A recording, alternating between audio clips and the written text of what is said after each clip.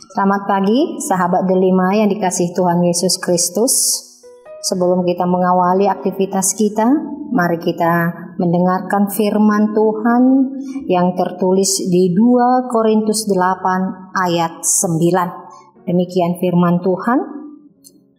Karena kamu telah mengenal kasih karunia Tuhan kita Yesus Kristus, bahwa Ia yang oleh karena kamu menjadi miskin, sekalipun Ia kaya, supaya kamu menjadi kaya oleh karena kemiskinannya. Sahabat Delima yang dikasihi Tuhan Yesus Kristus, pengenalan kita akan kasih karunia Tuhan Yesus Kristus telah menjadikan kita kaya.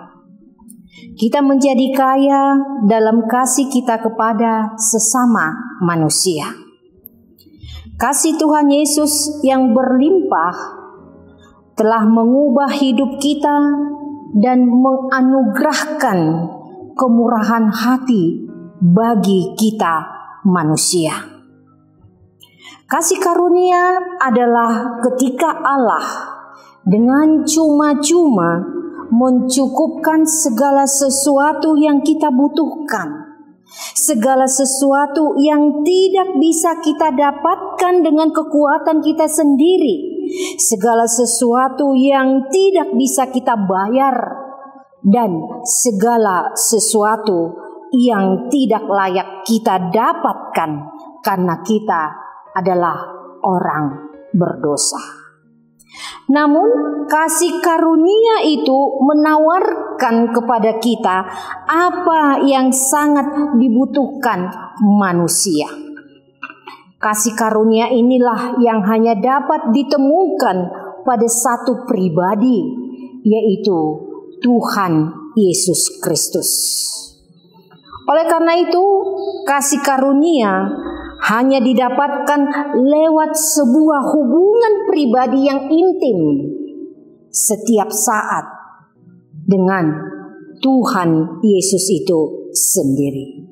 Karena karunia tersedia, karena Tuhan Yesus bersedia untuk menanggung kemiskinan rohani kita, supaya kita bisa mengambil bagian dalam kekayaan rohani yang dari Yesus Kristus. Kaya atau miskin bukanlah diukur dari berapa banyak harta yang kita miliki. Kaya atau miskin adalah sikap hati, karena kekayaan datang dari hati yang bersyukur.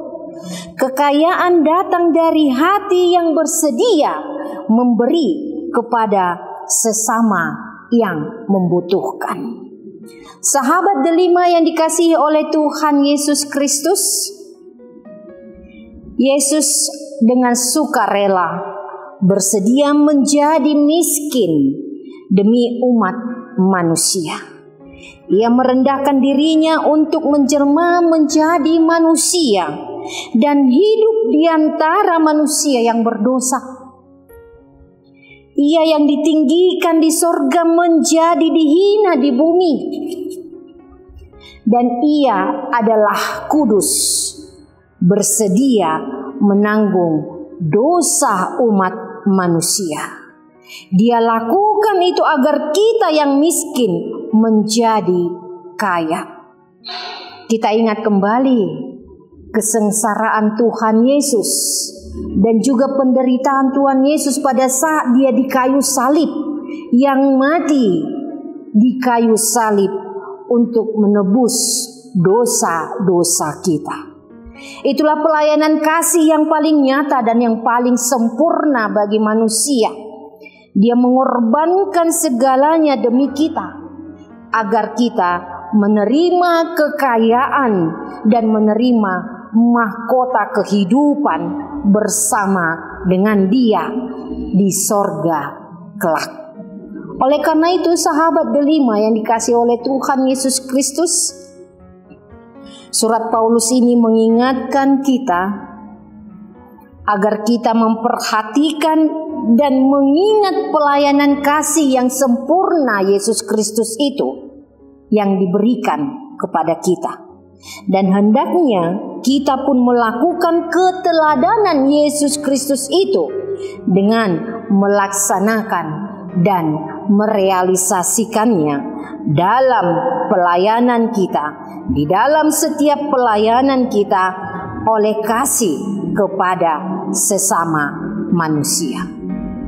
Karena Tuhan Yesus itu sendiri akan memberkati, karena Tuhan Yesus itu sendiri akan menyelamatkan, dan karena Tuhan Yesus itu sendiri yang akan memperkaya segala sesuatu di dalam kehidupan kita bila kita melaksanakan dan merealisasikan kasih yang sempurna yang diberikan Allah kepada kita.